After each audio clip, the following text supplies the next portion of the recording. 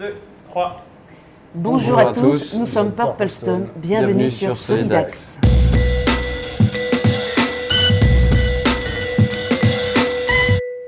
Alors Purple Stone, le purple, c'est pour en fait un rapport à la pierre améthyste qui est censé représenter suivant sa couleur les différents états d'âme en fait. L'améthyste, donc c'est ce que je porte d'ailleurs autour du cou.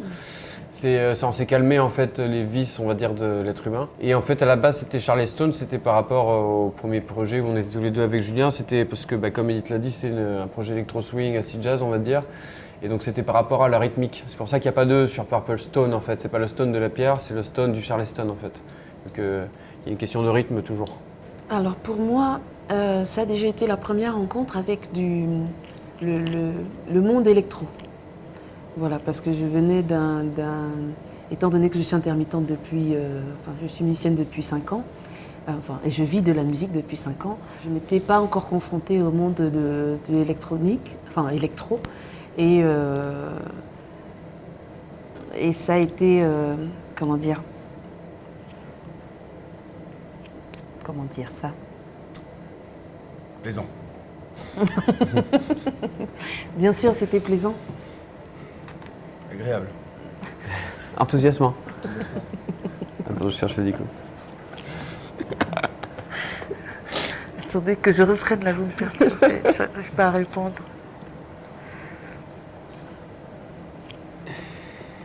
Purple Stone, c'est cool. Et t'aimes bien la musique électronique, du coup? Ben oui, bien sûr. Non, mais parce que justement, donc en découvrant, Julien et Lorenzo, ils m'ont fait apprécier la musique électronique.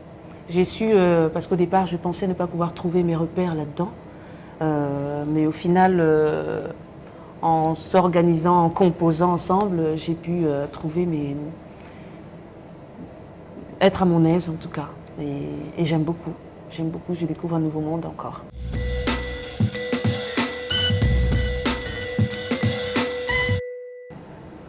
Moi, je trouve pas, mais oui et non. Non, parce qu'on a les pieds un peu dans différents mondes. Enfin, moi, je trouve ça pratique. Parce que c'est toujours compliqué. Il y a tellement de styles différents. Et honnêtement, j'ai jamais su, même quand je faisais quand je partais d'autres projets, j'ai jamais su identifier ce qu'on faisait. Et là, je trouve que c'est un côté pratique parce que les gens, ils ont besoin d'un repère. Honnêtement, sur l'album, il n'y a pas énormément le côté trip-hop. C'est du Purple Stone. C'est du Purple Stone. Je ne trouve pas, moi, le côté trip-hop sur l'album. Oui, parce que nous, en faisant les morceaux, on n'avait pas de référence. C'est pas pour dire qu'on est novice ou que, étant donné je suis peut-être celle qui suis le moins calée sur l'histoire de la musique. Mais c'est vrai qu'on l'a fait sans référence. On n'essaye pas de chercher, on n'essaye pas de faire... Tout en écoutant bien sûr plein de musique, mais... Il y a des musiciens qui font ça, ils se disent tiens, on va faire du jazz, on va faire du trip-hop. On ne s'est pas figé, on fait et puis on voit bien ce que ça donne, que la rythmique change ou pas. Dans les prods que font Lorenzo et Julien, d'un morceau à l'autre, ça peut être 2 univers différents, voilà. C'est assez riche.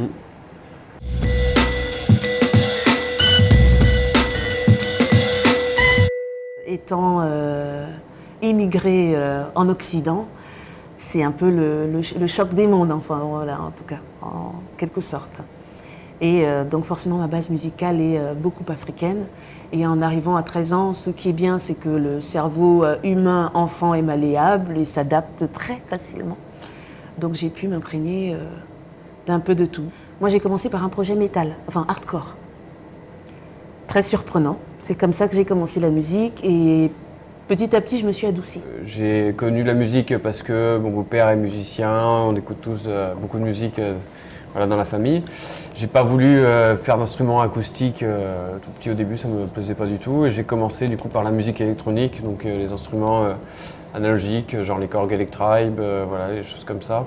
Quand j'étais adolescent, par des musiques en gros de rave party, de techno, très agressive et voilà, avant de faire du DJ set, des trucs un peu plus soft on va dire. J'ai commencé à jouer de la guitare au collège, sur des influences grunge, metal et plein d'influences comme ça. Donc il était improbable pour moi de faire de la musique douce à un moment donné. Et j'ai donc commencé à faire de la basse avec un projet que Lorenzo avait ramené, Electro Twin. Et voilà comment je suis rentré dans cette formation et j'ai complètement changé aussi mon style musical et ma façon de voir les choses.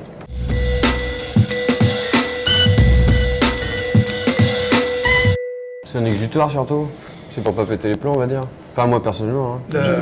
La mélodie, quoi. La mélodie, le côté mélancolique de la mélodie, c'est quelque chose qui me procure beaucoup d'émotions.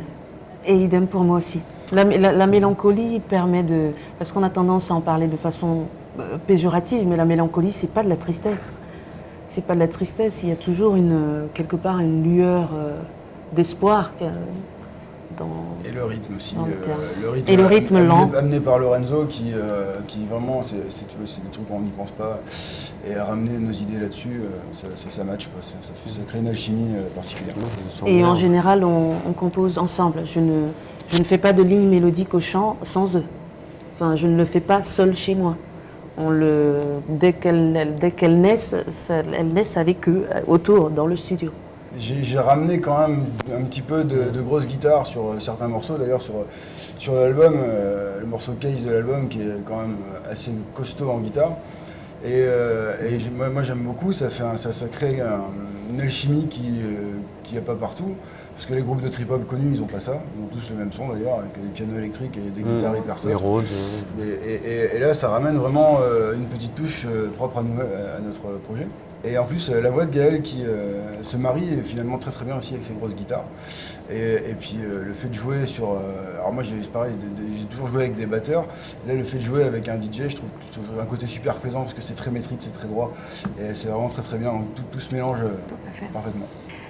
C'est vrai que je suis arrivée à l'âge de 13 ans avec une association humanitaire en France. Je souffrais d'un cancer qui était très avancé. Donc il fallait... j'ai vécu pas mal d'années en chimiothérapie, ça a été très long. Et c'est vrai que quand on passe pas loin de la mort, enfin je suis morte d'ailleurs une fois, on m'a réanimée, bon bref, on passe pas loin quand même, on a une sorte de rage de vivre, mais qui finalement rend très sensible. Je pense donc là, pour moi, certaines notes reflètent des sentiments. C'est pas le mot, enfin, même si je suis chanteuse et que je clame un texte, c'est pas forcément le texte qui prédomine. Pour moi, c'est la note, parce que la note, pour moi, transmet le mieux le sentiment, pas forcément le mot. Et c'est de la survie, c'est aussi... c'est une autothérapie, en fait, de faire aussi de la musique, de pouvoir sortir des choses qu'on a pu vivre, des sensations.